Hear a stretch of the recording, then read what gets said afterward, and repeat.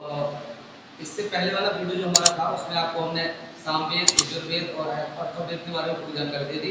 अगर आप लोगों ने नहीं देखा होगा तो वैदिक सभ्यता पार्ट 4 सामवेद थंबनेल लगा हुआ है आपका पूरा, तो आप देख सकते हैं। प्लेलिस्ट बनी हुई है यूपी पैट के हिस्ट्री की, आप फटाफट देख सकते हैं। आज हम लोग बात करते हैं कि जो आर्य आए थे उनकी राजनीति कैसी थी, उनका धार्मिक स्तर कैसा था और वो किस किस वहां तक का विस्तार था। ठीक है, इन सब के बारे में हम लोग जानकारी लेते हैं और ज़्यादा समय नहीं लेंगे, फटाफट हम लोग स्टार्ट करते हैं।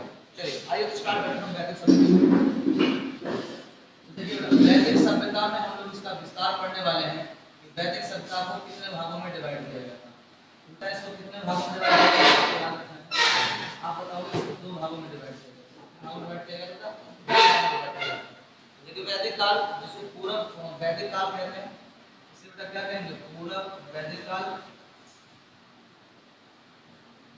ठीक है, इसी को बेटा ऋग्वैदिक काल बोलते हैं। ऋग्वैदिक काल, ऋग्वैदिक काल कहते हैं बेटा, इसे पूर्व वैदिक काल या फिर ऋग्वैदिक काल कहते हैं। और दूसरा है उत्तर वैदिक काल, दूसरा है बेटा उत्तर वैदिक काल। क्या है बेटा? उत्तर वैदिक काल। ठीक है ना, तो ये दो भागों में हमारी जो वैदिक सभ्यता थी वो डिवाइड हुई। हमने आपको आर्य का आगमन कैसे हुआ, वेद कैसे हुए, ऋग्वेद में मंडलों में किस किस का उल्लेख है ना, सामवेद में किसके बारे में लिखा हुआ है, यजुर्वेद में किसके बारे में लिखा हुआ है, ये सारे हमारे 3 वीडियो आपके उपलब्ध हो चुके हैं उसमें। ठीक है, तो तीनों जाकर देखें, प्लेलिस्ट पे देखने जाके आराम से, और चौथा वीडियो आपको मिल जाएगा। इसमें आज हम बात करेंगे सिंधु सभ्यता यानी कि आर्यों के बारे में, उनकी राजनीतिक मामला कैसा था। दो प्रकार से जो वैदिक सभ्यता थी उसको दो भागों में डिवाइड किया गया था। पहला कौन सा? पूर्व वैदिक सभ्यता और दूसरा कौन था? उत्तर वैदिक सभ्यता। पूर्व वैदिक सभ्यता जो हमारी थी वो 1500 से 1000 ईसा पूर्व मानी गई है। कितनी मानी गई बेटा? 1500 से 1000 ईसा पूर्व मानी गई है। और जो दूसरी सभ्यता थी वो 1000 से 600 ईसा पूर्व, 600 ईसा पूर्व मानी गई। तो पहले हो गई पूर्व वैदिक और दूसरी क्या, इसको क्या कहते हैं? ऋग्वैदिक काल कहते हैं। उत्तर वैदिक काल कब से कब तक मानी गई? 1000 से 600 ईसा पूर्व मानी गई। वैदिक काल में जो विद्यार्थी हैं, पूछ लेता है कि वैदिक काल में विद्यार्थियों की तुलना की गई, किसी की बेटा? विद्यार्थियों की तुलना किससे की गई? तो आप लोगों ने मेढक से की गई है, बरसाती मेढक से की है, बरसाती मेढक। यार अगर पूछे जाए कि वैदिक सभ्यता में विद्यार्थी की तुलना किससे की गई है तो बता देना आप आराम से। तुलना की गई किससे की गई बेटा? तो बरसाती मेढक से की गई है। जिस हिसाब से बारिश आने पर मेढक जो है वो टर्राने लगते हैं, इसी हिसाब से कहा गया है कि जो स्टूडेंट होते हैं जब जॉब या किसी का फॉर्म आ जाता है तभी आकर कोचिंगों में क्या होते हैं, क्लासेस लेने लगते हैं, उससे पहले कोई क्लास नहीं लेते हैं। जो बच्चे पढ़ने वाले होते हैं उन्हें पता होता है बेटा आप हमेशा पढ़ाई में, आप याद रखना है आपको, पढ़ाई में सब्जेक्ट तैयार करो अपने। ठीक है बेटा, नौकरी आप अपने आप मिल जाए। आपको पता है मैथ आनी है, रीजनिंग आ गई, तो क्यों ना मैथ रीजनिंग को बहुत बढ़िया तरह से सीख लिया जाए। घर बैठ के कोई फायदा नहीं मिलेगा ना भाई, समझ में नहीं। हिस्ट्री आपको पता आनी है तो क्यों ना हम एक दो बार हिस्ट्री पढ़ लें सही से। संविधान आना है, क्यों ना हम संविधान पढ़ लें। तो कितना समय लगेगा? 1 साल 1.5 साल, लेकिन 1-1.5 साल में आप चीजें सीख तो जाओ कम से कम, और अगर नौकरी आएगी तो आपको 100% नौकरी मिलेगी। ठीक है ना, तो पढ़ाई मेहनत से करते रहिए, पढ़ना बहुत जरूरी है। बिना पढ़ाई के कोई कंपटीशन आपका नहीं निकलेगा। सब्जेक्ट वाइज तैयारी आपको हमारे चैनल पे मिल जाएगी, तो आप एक एक सब्जेक्ट करके पढ़ भी सकते हो। 20 तारीख में जब आपका पैट का पेपर हो जाएगा उसके बाद 20 तारीख से आपको मैथ का फाउंडेशन बैच मिल जाएगा, भूगोल का फाउंडेशन बैच स्टार्ट हो जाएगा। ठीक है, बायो का मिल जाएगा। ठीक है, तो ये सब आप आराम से देख सकते हैं। हमारे चैनल से जुड़े रहिए, और अभी तक अगर आपने चैनल को सब्सक्राइब नहीं किया हो तो सब्सक्राइब करें, बेल आइकन को दबाएं और जुड़े रहें। बेहतरीन तैयारी मिलेगी, फ्री ऑफ कॉस्ट पूरे सब्जेक्ट पढ़ने को मिलेंगे, बस आप जुड़े रहिए। ठीक है बेटा, तो चलिए हम लोग बात करते हैं। तो विद्यार्थी तुलना किससे की गई बेटा? तो आपको वो बरसाती मेढक से की गई है। क्लियर है बेटा? चलिए तो हम लोग बात कर लेते हैं, इसको थोड़ा रफ कर देते हैं। ये चीज हमने आपको बेसिक बता दी और हम एक चित्र बनाते हैं कि जो आपका ऋग्वैदिक काल था, अब पहले हम ऋग्वैदिक काल पढ़ेंगे, पूर्व वैदिक काल, उसके बाद हम उत्तर वैदिक काल पढ़ेंगे। दोनों की तुलना करके आपको समझाएंगे कि कैसे आपसे क्वेश्चन पूछ लेगा। तो देखिए बेटा, हमारा स्टार्ट होगा कौन? ऋग्वैदिक काल। कौन स्टार्ट होगा बेटा? ऋग्वैदिक काल। ऋग्वैदिक काल में विस्तार पूछता है आपसे, तो विस्तार कैसे रहता है? तो बेटा ये दिशाएं रहती है, ये वाली दिशा हमारी पूर्व रहेगी, ये वाली दिशा आपकी पश्चिम रहती है। कौन सी बेटा? पश्चिम। इधर ऊपर जो रहता है बेटा वो कौन रहती है, उत्तर रहती है, और नीचे जो रहती है आपकी बेटा वो कौन रहती है, दक्षिण रहती है। तो आपसे पूछेगा कि जो ऋग्वैदिक काल था बेटा, कौन था बेटा, ऋग्वैदिक काल था। तो ऋग्वैदिक काल का हम ये पढ़ने वाले हैं विस्तार। क्या पढ़ने वाले बेटा, विस्तार। कि ऋग्वैदिक काल का विस्तार कहां से कहां तक था। तो देखिए ऋग्वैदिक काल में अगर विस्तार पूछे कि पूरब में ऋग्वैदिक काल कहां तक फैला हुआ था, तो आप कहोगे यहाँ पर यमुना नदी रहती थी। कौन रहती है बेटा, यमुना नदी रहती है। यमुना नदी तक, जहां तक पूरब में यमुना नदी है, नवी भारत के पूर्व में क्या है, यमुना नदी है। यमुना नदी तक इसका विस्तार है, यमुना नदी तक। पूर्व में विस्तार अगर पूछेगा तो कहां तक है, तो आप लोग यमुना नदी तक है, आपको याद रखना है। ठीक है, कहां तक है, पूर्व में यमुना नदी तक था। पश्चिम में अगर बात करें हम लोग, यहाँ पर अफगानिस्तान पड़ेगा। कौन पड़ेगा बेटा, अफगानिस्तान पड़ता है। तो फिर ऋग्वैदिक काल का पूर्व में विस्तार था वो अफगानिस्तान तक था।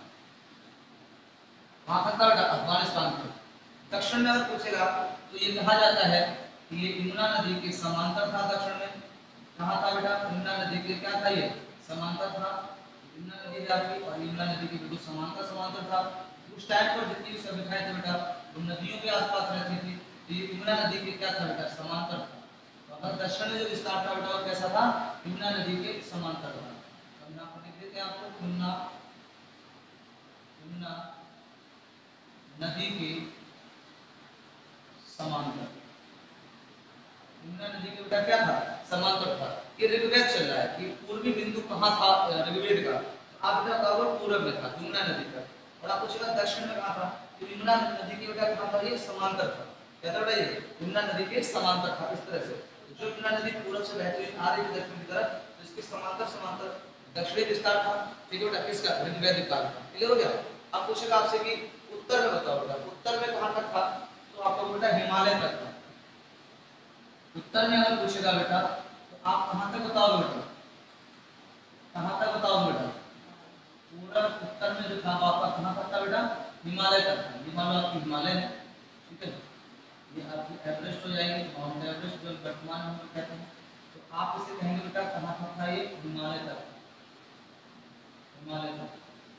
उत्तर में अगर विस्तार पूछेगा तो कहां तक बेटा, हिमालय तक। ठीक है बेटा, इसे उस टाइम पर हिमवंत कहते थे।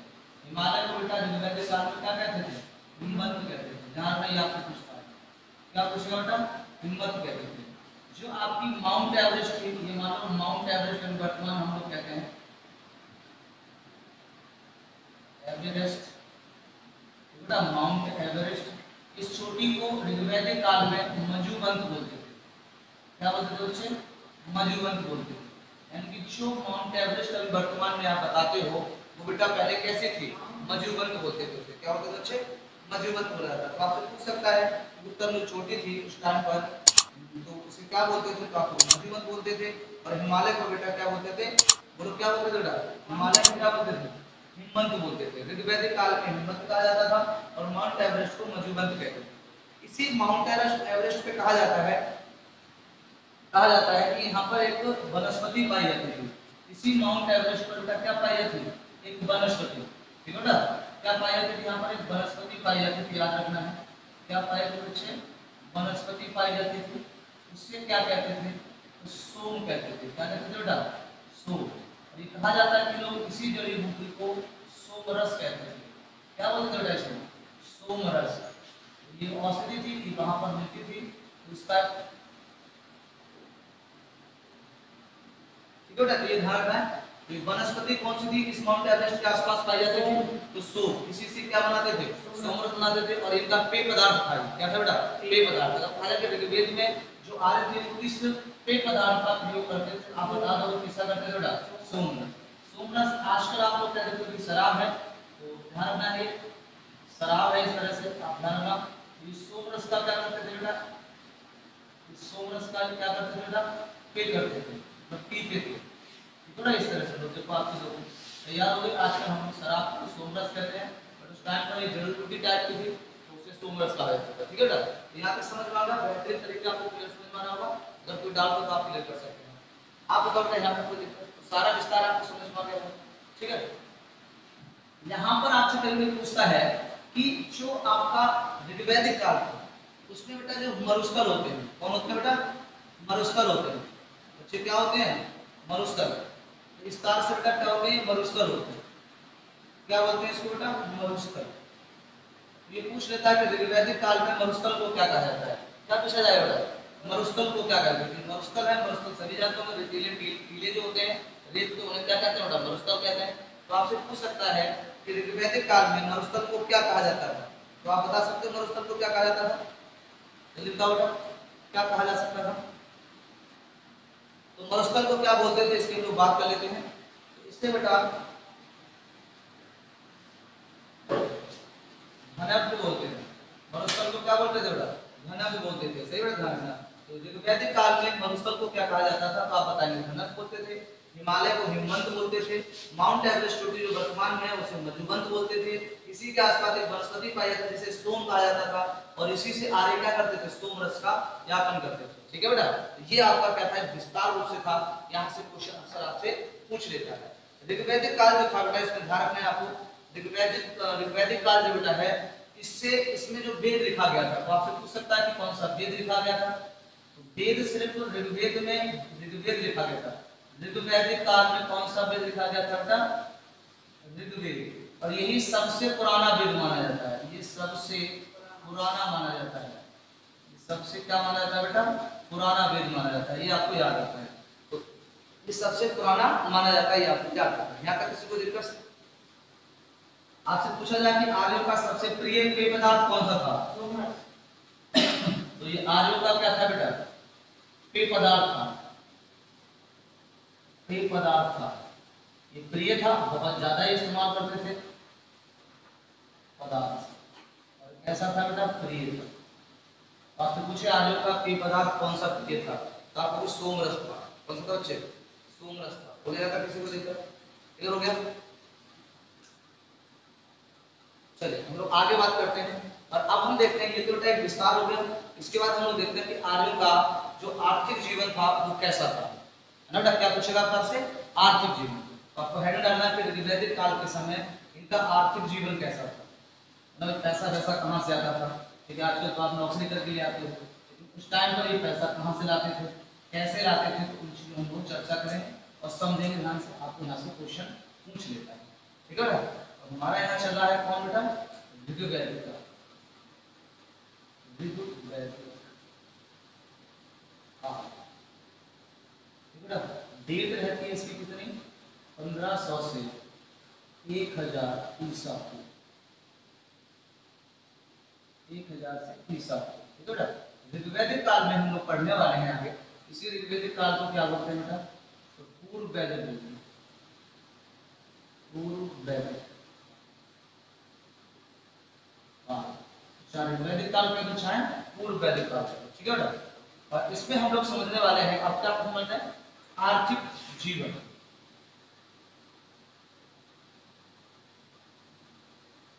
आर्थिक जीवन क्या पढ़ने वाले बेटा? आर्थिक जीवन। आर्थिक जीवन का मतलब है कि उनका जो खान पीन था वो कैसे चलता था, तो उसको हम लोग समझने वाले हैं कि इसका आर्थिक जीवन कैसा था।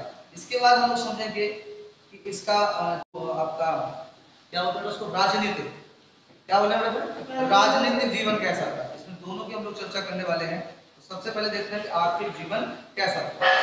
तो चलिए बेटा स्टार्ट करते हैं आर्थिक जीवन में। आर्थिक जीवन में सबसे पहले हम दो बात करेंगे, और इसमें दो चीजें आपके सामने आएंगी। पहला तो आएगा बेटा क्या? पशुपालन। पशुपालन, तो सबसे पहले जो लोग निर्भर रहते थे वो पशुपालन पे थे। और दूसरी बेटा क्या आती है? कृषि। कौन आती है बेटा? कृषि। ये इंपोर्टेंट रहता है दोनों वर्ड के, पशुपालन और कृषि। इस टाइम पर कौन ज्यादा मुख्य था और कौन गौड़ था, ये आपको याद रखना है। जो पशुपालन था बेटा वो क्या था? आपका मुख्य था, क्योंकि पशुपालन पर निर्भर थे। ये इनकी अर्थव्यवस्था पशुपालन पे थी, है ना भाई। दूध ले जाना, चरना, है ना, जो जानवर है उनका बेचना। ठीक है बेटा। तो इनकी जो अर्थव्यवस्था थी, उनका जो घर चलाना था, तो बेटा किस पर निर्भर था? पशुओं पर निर्भर था। और उस टाइम पर जो कृषि थी बेटा गौण थी। कृषि कोई खास नहीं थी उस टाइम पर, क्योंकि लोगों के पास वो सुविधाएं नहीं थी जो आज हमारे पास हैं। ये लोग मौसम पर निर्भर रहते थे कि अगर मौसम सही हुआ तो फसल उग जाएगी, और मौसम सही नहीं हुआ तो फसल नहीं उगेगी। समझना है? तो कोई कृषि का खास महत्व नहीं था। बट ये हल्के हल्के आगे बढ़ते जाएंगे, उत्तर वैदिक काल में पहुंचेंगे तो कृषि का महत्व हो जाएगा और पशुपालन क्या हो जाएगा, गौड़ हो जाएगा। जैसे अगर हम आज वर्तमान के युग में पूछे आपसे अभी इस टाइम प्रेजेंट में, तो बेटा क्या होगा आप, क्या आपको लगता है कि पशुपालन इस बार गौड़ है? गांव को छोड़ रखा है, गाय की कोई कीमत नहीं बची। उस टाइम पर गाय का महत्व था, गाय को बहुत मानते थे, और इस बार आपको क्या था, गांव को छोड़ रखा है। इसका मतलब हुआ इस बार अब इस टाइम पर पशुपालन करना कोई नहीं चाहता है, क्योंकि उनको नए नए सोर्सेस मिल रहे हैं, तो वो आगे बढ़ते चले जा रहे हैं। हल्के हल्के पशुपालन क्या हो जाएगा बेटा, विलुप्त हो जाएगा। क्या हो जाएगा, विलुप्त हो जाएगा, कोई फिर पशुपालन नहीं करा करेगा। समझ में? एक टाइम वो था कि पशुपालन के बिना गुजारा नहीं हो रहा था, और आज का युग है कि पशुपालन को कोई पूछता नहीं है। समझ में आया? तो बेटा ध्यान रखना, इसमें पशुपालन मुख्य रह गया था, आर्थिक जीवन का जुड़ेगा, और कृषि कैसे हो जाती है बेटा, गौड़ हो जाती है। बोलो यहाँ तक किसी को दिक्कत? इसी में आपको याद रखना है कि पशुपालन में अगर पूछे सबसे महत्व किसका था बेटा, तो आप लोग बेटा गाय का था। गाय का क्या था, सर्वाधिक महत्व। क्या था बच्चे, सर्वाधिक महत्व था, सर्वाधिक महत्व था। क्या था बेटा, सर्वाधिक महत्व था। तो गाय का क्या था बेटा, सर्वाधिक महत्व था, ये आपको याद रखना है। तो आपसे ये पूछ लेता है, इसी गाय से बेटा अनेक शब्दों की उत्पत्ति मानी गई। अनेक शब्दों की क्या मानी गई बेटा, गाय से अनेक शब्दों की उत्पत्ति मानी गई है। अनेक शब्दों की क्या मानी गई बेटा, उत्पत्ति। कौन कौन से वो अनेक शब्द हैं उनको समझते हैं, और उनका अर्थ क्या होता है ये समझते हैं। गाय से होने वाले जो शब्द हैं उनकी उत्पत्ति हुई है, उससे अनेक शब्द लिए गए हैं, उसमें से कौन कौन से लिए गए हैं उनको हम समझते हैं। पहला आता है बेटा गोमल। क्या भाई बोलते जी, गोमल। तो गोमल का क्या अर्थ होता है इसको समझ लेंगे हम लोग। दूसरा वर्ड आपका आता है गोधिल। कौन आता है बेटा, गोधिल। और तीसरा वर्ड जो आएगा बेटा वो आता है गोहाना और हाथी फल, बाघ और हाथी फल।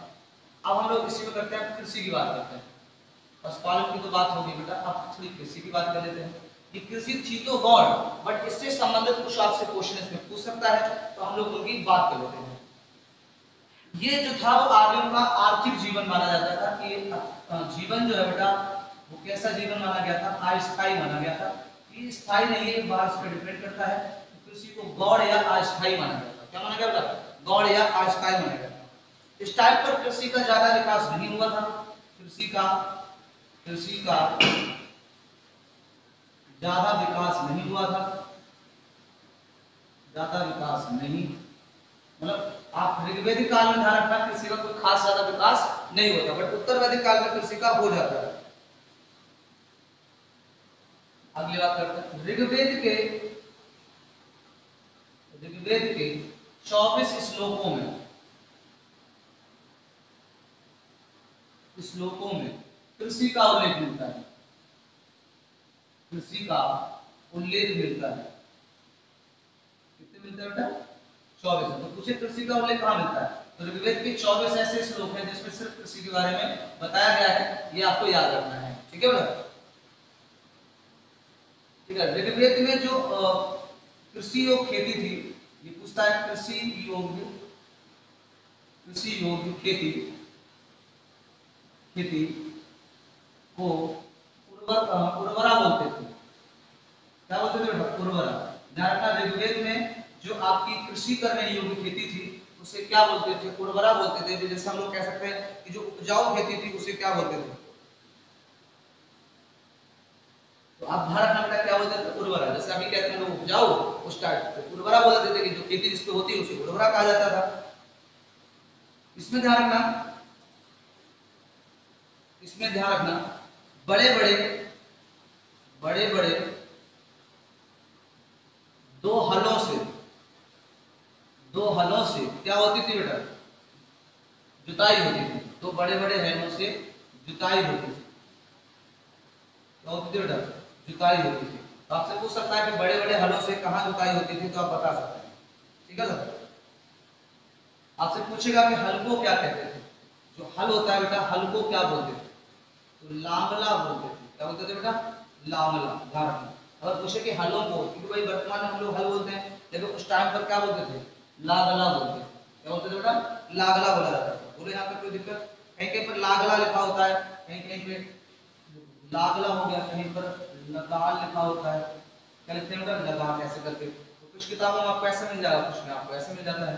कोई कंफ्यूजन वाली बात नहीं, आप इतना याद रखेंगे इसको। ठीक है बेटा। तो आपको पूछेगा कि हलों को क्या बोलते, तो आप समझ जाओगे।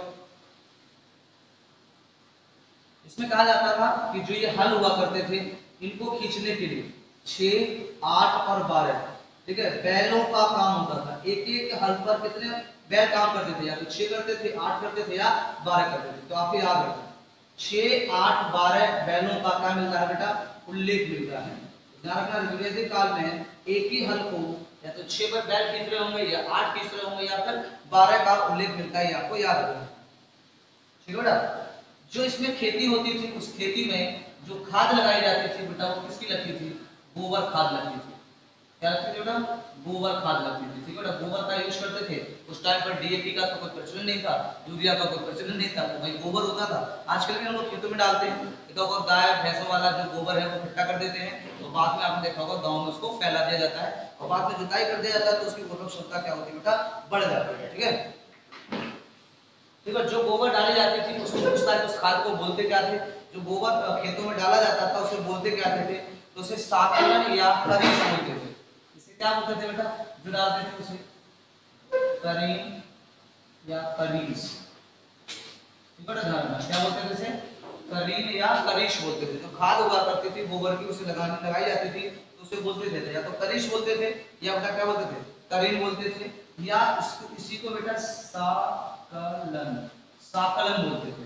तो जो गोबर खाद लगती थी इसके नाम क्या रखे गए थे, करीन रखा गया था, करीस रखा गया था, और साकलन रखा गया था। ठीक है बेटा, क्या रखा गया था, साकलन रखा गया था। तो आपसे पूछ सकता है कि गोबर खाद जो डाली जाती थी उसको क्या बोला जाता था ऋग्वैदिक काल में, तो करीन, करीस या साकलन बोलते थे। क्या बोलते थे बेटा, साकलन बोलते थे।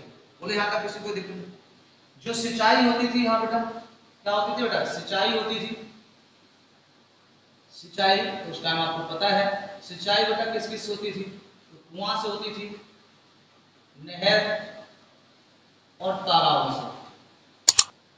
तालाबों से उस टाइम पर इस टाइप से वो कुछ बना लेते थे इस तरह से, और दो लोग इधर उधर रस्सी से पकड़ते थे और उससे आराम से फेंकते थे। ठीक है बेटा, तो वो पानी इस टाइप से करता था, या वो ग्रिड टाइप की बना लेते थे, तो उससे आराम से पानी निकाल के रख करते थे। ठीक है, उसी टाइम होती थी। और कुओं पे हेरिड चलती थी। क्या होती थी बेटा, हेरिड। देखो ना, ये कुआं मान लो है, ये आपका कुआं बन गया है, और इस कुआं पे इस तरह से गोलाकार चक्कर लग जाता था, और इनमें छोटी छोटी प्लेटें लग जाती थी ऐसे करके, है ना, और यहाँ पर एक निकालते थे, और यहाँ पर बैल घुमा होता था। ये जब ग्रिड चलती थी, क्या चलती थी बेटा, ग्रिड चलती थी ऐसे, यहाँ पर एक बड़ा टाइप का बना रखा था, इस तरह खेत के लिए चला जाता था। ये मान लो खेत है, इसमें हरियाली लगी हुई होगी, तो यहाँ से बेटा पानी निकलेगा और इसमें गिरेगा।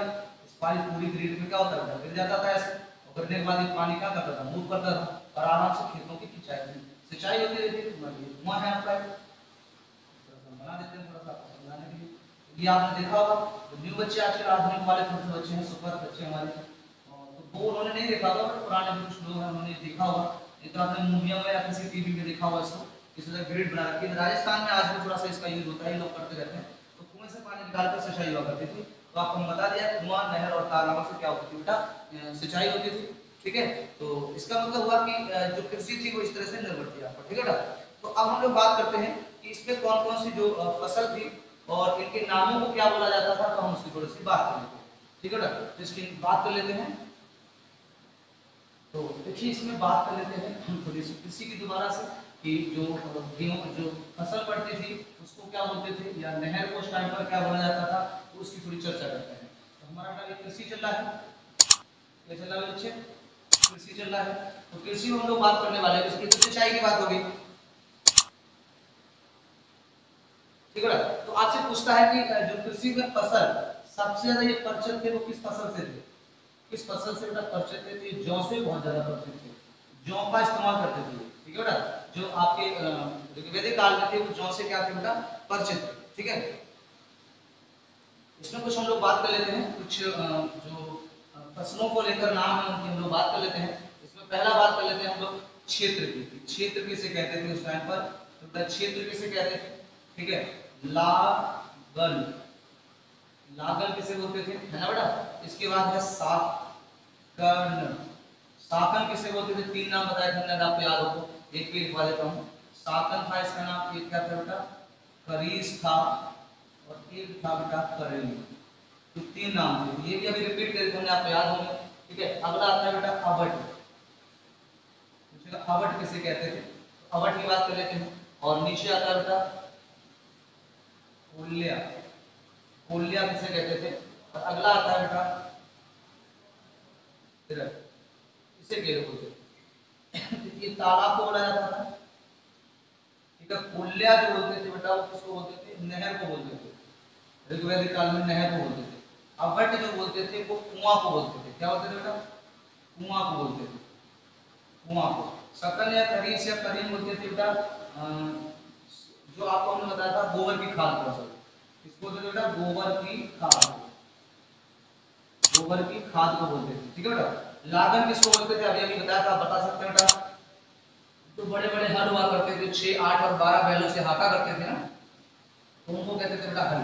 क्षेत्र मतलब खेत को बोलते थे, जो क्षेत्र होता है उसे बेटा क्या बोलते थे, क्षेत्र बोलते थे। तो ये बेटा कृषि से संबंधित कुछ वर्ड होते हैं, ये आपसे अक्सर पूछा जाता है, तो ये आपको याद रखना है, ठीक है बेटा। तो ये कृषि के बारे में कुछ शब्द थे। इसमें फसलों की बात कर लेते हैं कि जो आपकी फसलें थी वो स्टार्ट पर कौन कौन सी थी, किस पर किनसे ये परिचित थे, किनसे परिचित नहीं थे, इसकी हम लोग बात करते हैं। तो कौन कौन सी फसलें थी उनकी बात कर लेते हैं कि इसमें जौ था, गेहूं था, या किससे परिचित थे, किससे परिचित नहीं थे, है ना। तो इसमें सबसे मेन जो रहता है वो आपको हमने बता चुके हैं, ये बेटा जौ रहता है। तो ये आपके ऋग्वैदिक काल था, जो आपका आर्थिक जीवन था वो इसी तरह से लोगों का डिपेंड रहता था और इसी तरह से आराम से ये करते थे, ठीक है बेटा। तो अगले हम लोग बात कर लेंगे धार्मिक जीवन की और राजनीतिक जीवन की।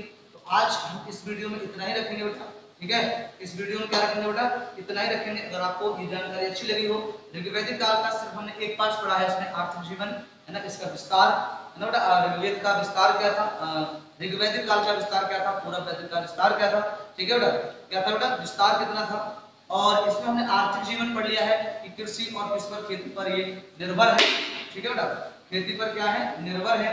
तो हम इसकी बात कर लेते हैं। तो ये तो हमारा हो चुका है सर। और कल हम लोग इसकी अगली वीडियो आपसे नेक्स्ट मिलेगी, 5वां पार्ट, तो इसकी राजनीतिक और धार्मिक मिल जाएंगे दोनों, ठीक है बेटा। तो आज के लिए हमारा वीडियो इतना ही लगेगा।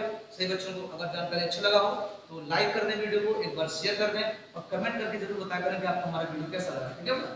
और अपने दोस्तों को शेयर करिए, पैट के लिए एकदम जबरदस्त तरीके से लगे रहिए। हम आपके साथ लगे हुए हैं, तो आप भी लगे रहिए, बिल्कुल दिन रात एक कर देंगे दोनों लोग मिलकर, और इस बार पैट को बिल्कुल क्रॉस करेंगे हम लोग, ठीक है। तो सही बच्चों को बहुत बहुत धन्यवाद, ठीक है। और वीडियो को लाइक करना मत भूलें, कमेंट करना मत भूलें, कमेंट करके जरूर बताया करें कैसा लगा आपको पढ़ाने का तरीका, कोई त्रुटि हो तो जरूर बताएं, ठीक है। तो आज के इतना रखेंगे। जय भारत, जय हिंद।